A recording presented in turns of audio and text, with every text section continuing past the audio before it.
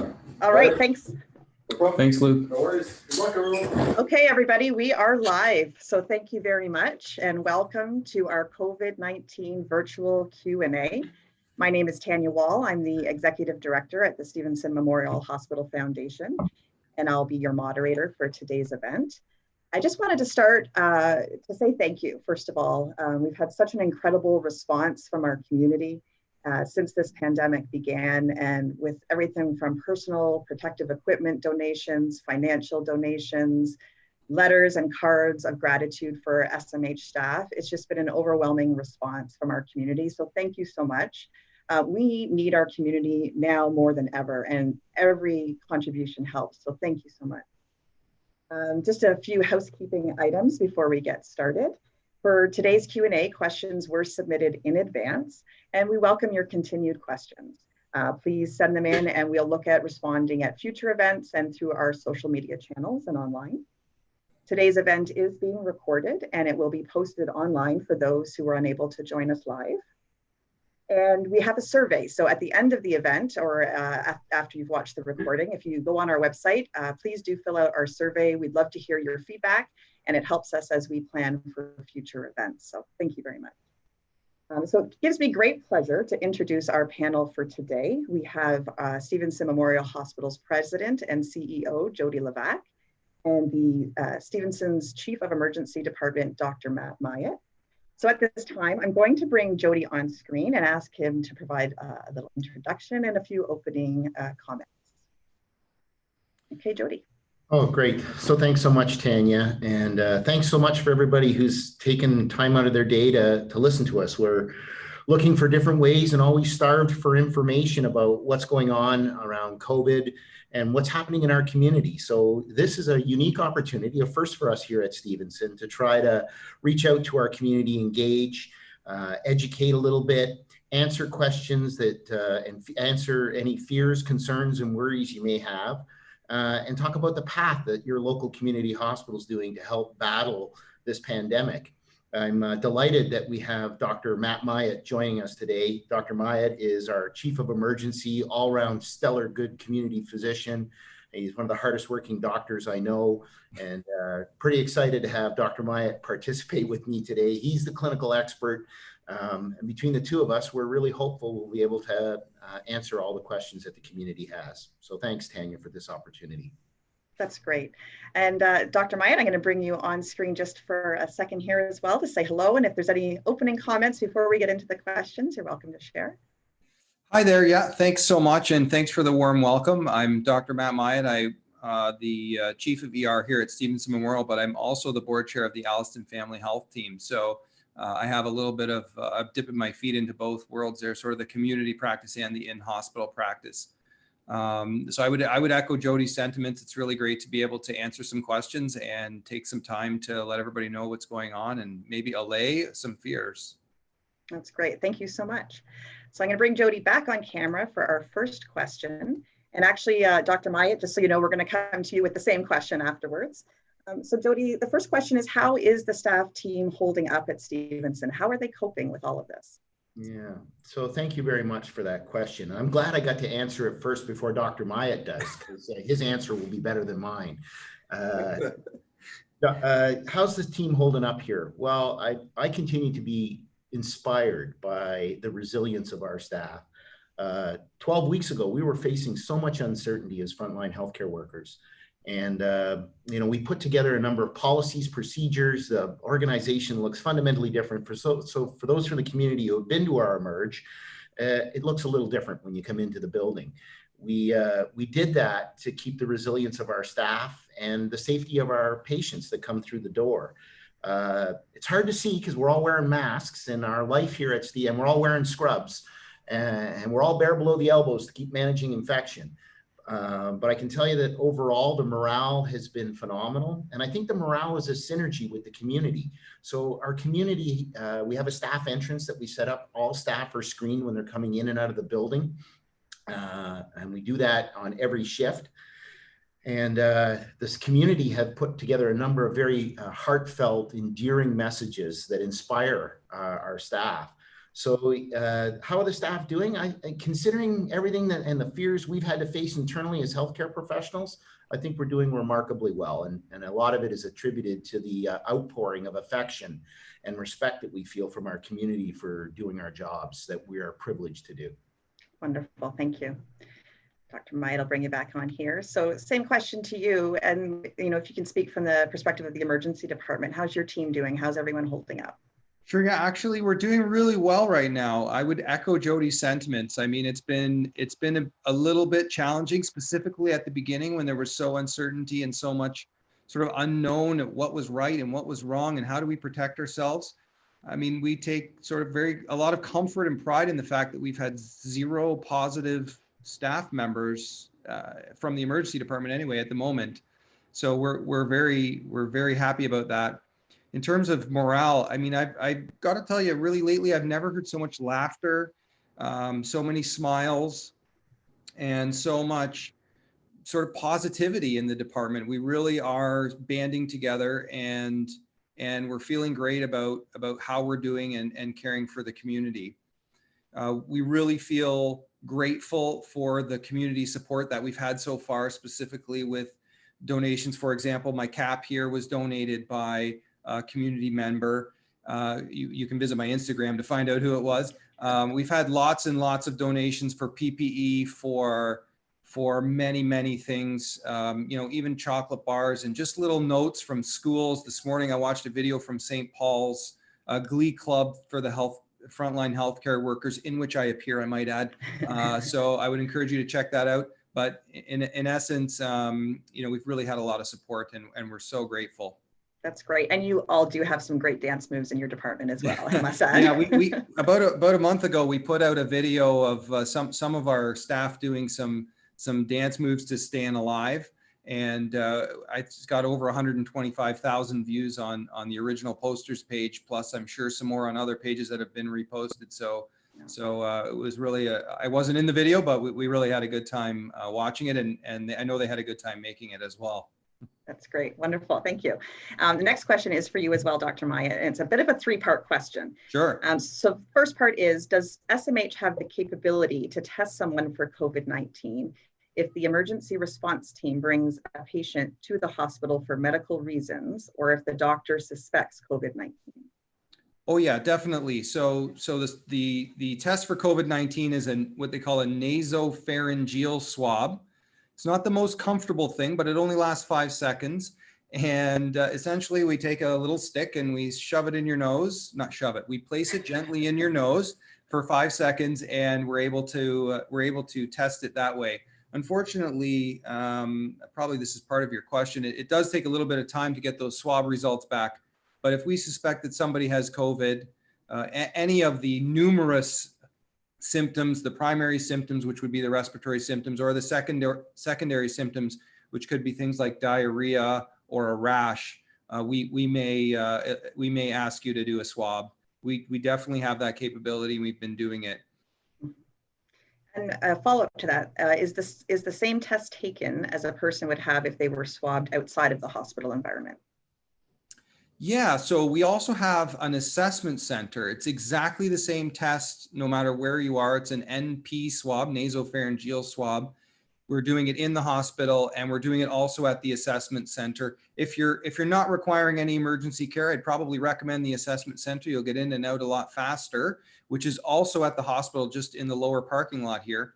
But if you feel sick and you want to come to the ER and you feel like you really need an emergency doc to assess you, we're more than happy to do that. Wonderful, thank you. And the other part to that question, which you touched on, and I don't know if you have any more information, was around the turnaround time, and the person was just wondering what that turnaround time looks like right now. Mm-hmm.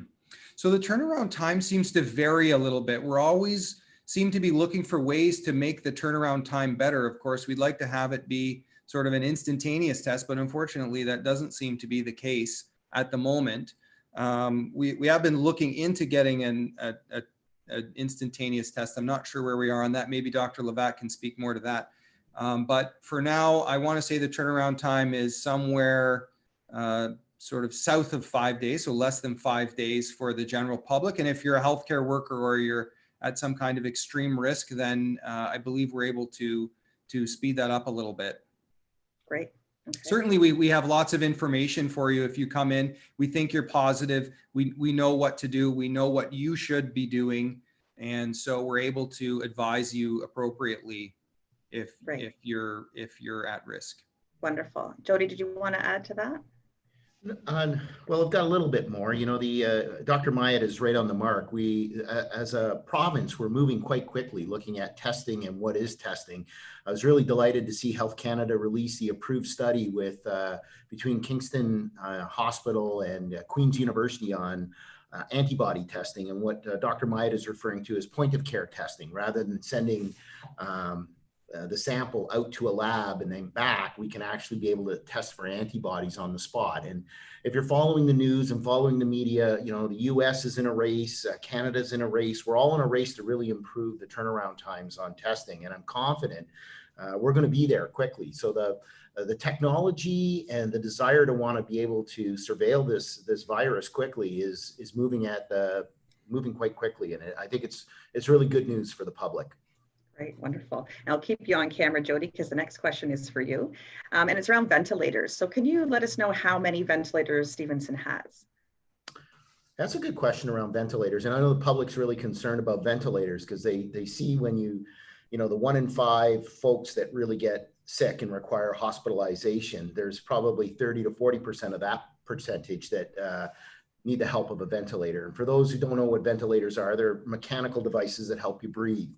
And we're seeing people stay on vents upwards of 20 to 21 days while their body tries to fight the virus, if you will, along with pharmacology management. At Stevenson, we had 2 ventilators when we started, and because we were in the process of developing a level 2 ICU, and we were well away into procurement and getting ready for construction, if you can believe it, when the pandemic broke, we had 2 more ventilators arrive. So in total today at Stevenson, we have 4 ventilators, and we have 2 that are aligned with the provincial strategy. So 6 in total will be here in a matter of short time.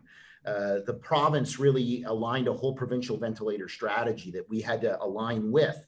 So hospitals that were in hot zones, if you will, got ventilators assigned to them. You know, this has been an unprecedented time in what I would call intellectual property management around ventilators. You know, Medtronic is probably one of the world leaders in developing ventilators, and they released their patent so that manufacturers and others could start to replicate ventilators. And so we're seeing not only they've increased the amount of ventilators coming into the Canadian and American market, we have other companies that are retooling in order to, you know, NASA being one of them, to try to be able to produce ventilators. And so at Stevenson, we're okay around the number of ventilators, but what the public also needs to know is that a ventilator is the equipment, but you need the professionals like Dr. Myatt and our physicians, and we employed for the first time in Stevenson history, RTs, respiratory therapists. Those are the folks that help manage intubation, extubation, along with our physicians and nurses,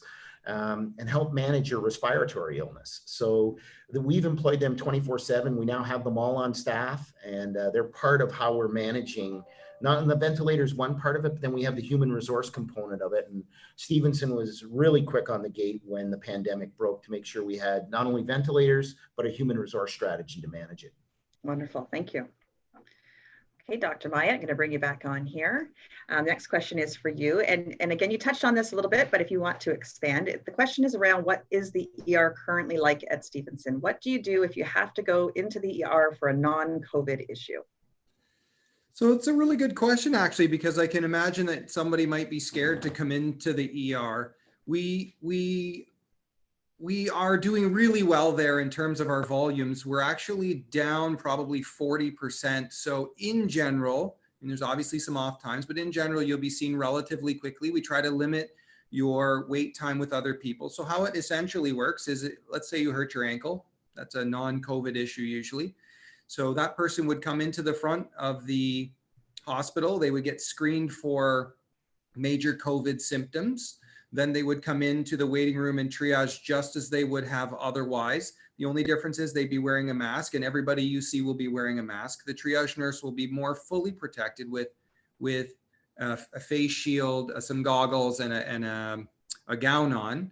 you'll triage, you'll go to registration, and then you'll be brought into a room relatively quickly. So we're trying to limit your exposure. If possible, you'll have your own room instead of being roomed with more than one person, because obviously that would be more exposure.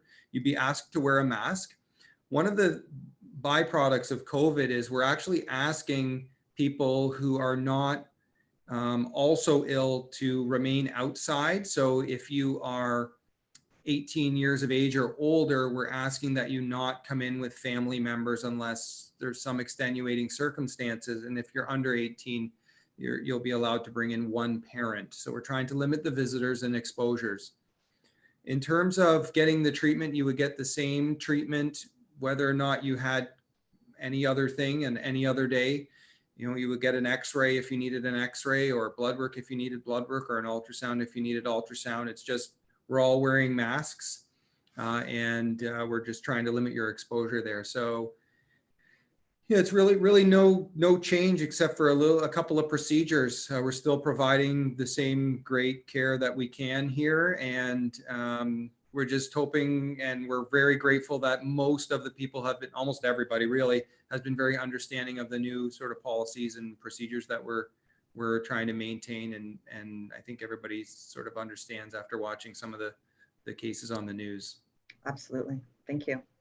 Dr. Myatt, the next question is around if someone suspects they have COVID-19 symptoms. And so you talked about this a little bit already, where someone would go for testing at Stevenson and what they can expect. Anything else that you would add in response to that question? No, really, it's just the two ways to get tested if they suspect. So they could go through our assessment center, which if they don't require an emergency visit, for example, if they're not feeling emergently ill or they want to get a physician's opinion on their symptoms, then they should go through the assessment center. If they want to get a physician's opinion from an emergency perspective, then they should come through triage or call an ambulance. The other way would be if they could always get a recommendation from their family physician in the community. So the family physicians, at least all of the ones in this community that I know of, are doing phone consults now at the very least, and we'll see you in office if they feel that they need to. So I'd recommend that you call your family doctor if the symptoms don't seem to be emergent, and maybe they could give you some advice.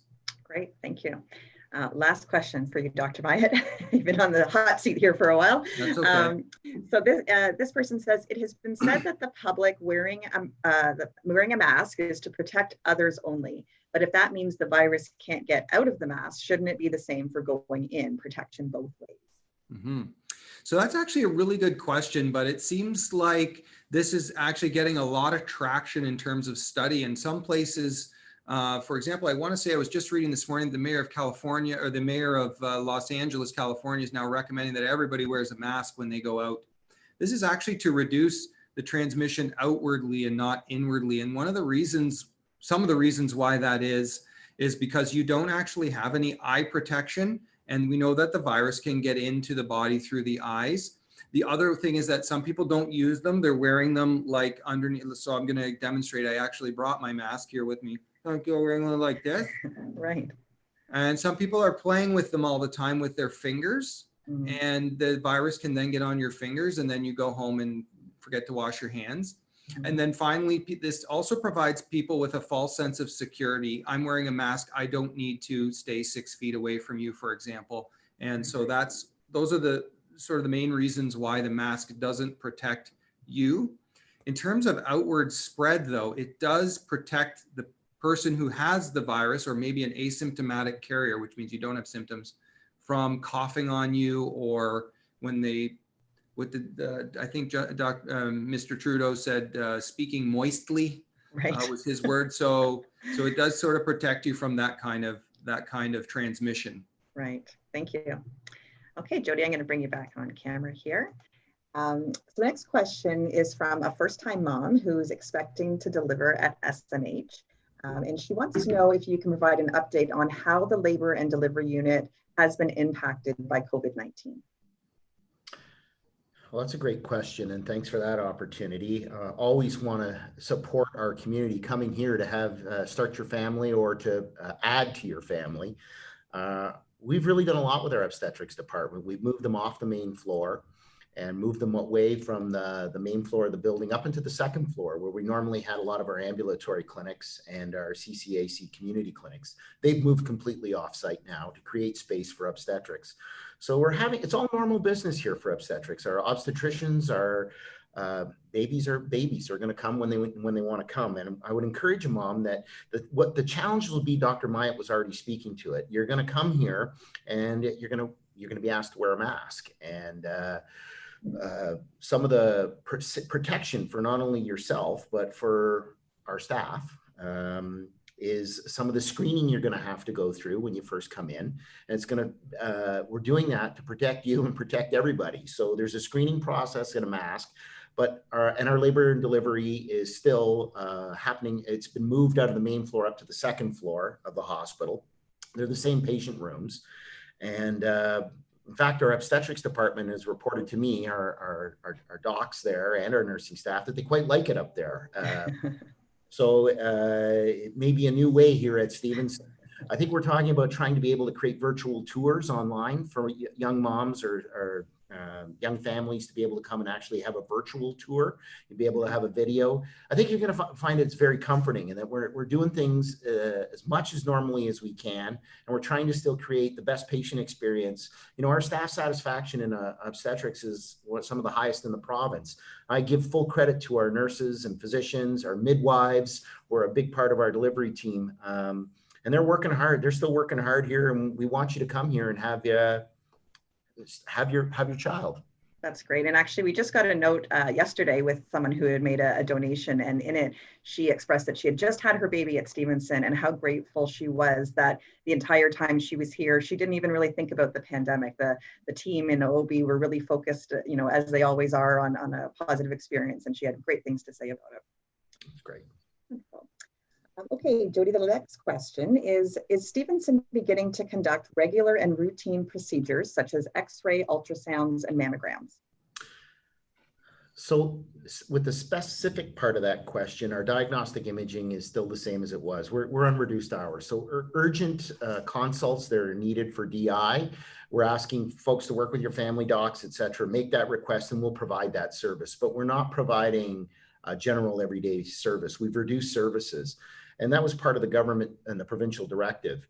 But at the same time, as I'm trying to answer that question as of the moment, Stevenson's team is starting to prepare about what life will be like for surgical services, for example. So we've assembled a committee chaired by our chief of surgery, Dr. Cindy Singer. Dr. James Lowe is on it. Underneath this, these are really, really top-notch docs. Running our ORs and starting to talk about how we can begin to slowly start to ramp up our surgical procedures. We're not there yet. You know, the government has been very clear that we got to meet a number of criteria. Our attention still needs to be keeping the eye on our long-term care homes. And Stevenson's been very active at looking at helping IPAC, occupational health and safety, and in surveilling. Dr. Myatt had talked about swabbing. We've been out swabbing long-term care residents here to make sure those homes are not going on outbreak. So the Stevenson team is out that way, but we're also trying to focus on how we're going to have to get back to our regular book of business, which is surgeries, DI, et cetera. We're not there yet today. We've got a lot of things we still got to get through this pandemic. Long-term care is still a very unstable go. And I'm going to digress a bit here. I worry about a second wave. You know, we are starting to see the province wanting to open back up. I worry about a secondary phase. We're seeing all kinds of interesting research and literature coming out on Kawasaki disease, children that are recovered from COVID. I could go on and on. So I think we need to be cautious and we need to respect the public health measures. We're taking it with an eye that we're going to have to get back to some regular business here as a hospital. But as of today, we're not there yet. Okay, thank you. Jody, this is the last question. You've talked about how the staff is holding up. Can you tell us how the building is holding up? Oh, this community deserves a new building, and so does the staff, and so does everybody deserve a new hospital. I can tell you that in the middle of this pandemic, we had a flood in the basement. We almost lost the whole building. The community wouldn't know that. We've had to, when you come to the hospital, you see a number of construction trailers. We had to quickly assert ourselves in this pandemic to get infrastructure put in place because of the building's so old. It's failing us, and it bothers me that we continue to have to face the challenges of negative pressure in a building that was designed in 1964. I can tell you, when they designed this hospital, they weren't thinking about COVID-19. So no more greater opportunity now to tell this government, and we need this community's help to say, we need a redeveloped hospital here. I had good calls this week with Capital Branch again. I haven't kept my eye off the fact that COVID may be here, but we need a new hospital. And now's the time to do it. So if the community is wondering how the building's holding up, it's holding up like it always has. It serves its purpose, but it isn't meeting the modern standards for medical care. Our physicians are top notch. Our nurses, top notch. The building is not top notch. And you know, all I can say is that I feel like start every community town hall by apologizing to people that we don't have a new hospital yet, but we're still working on it, and more to come on that in the next coming weeks. Wonderful, thank you. Okay, Dr. Maya, I'm going to just bring you on again. If you have any final thoughts, or if there wasn't a question asked that you think you maybe wanted to talk about, if you have a couple things you'd like to say, this would be the time. Yeah, so I would like to give a shout out to some of the unsung heroes that we haven't mentioned that have been working so hard during this time. A couple of things that you don't see that go on behind the scenes. Firstly, administration. I mean, administration, we've had this daily 10 a.m. teleconference that has been so, I know you're smiling there, Jody, but we've had this 10 a.m. teleconference that has been so valuable to try to keep up with all the information that's coming in from all angles, including human resources and from the province and long-term care and this and that. And it's actually quite difficult to keep up with all the information. So big nod to administration, who really sort of stepped up and has been keeping on top of it. And again, we have 0 COVID employees that I know of here. So that's a nod to them. Secondly, I'd like to bring up that we here have been getting, our kitchen staff has been making daily meals for the staff here, as we have been unable to bring in outside food as we usually have. We can't just order a pizza, for example.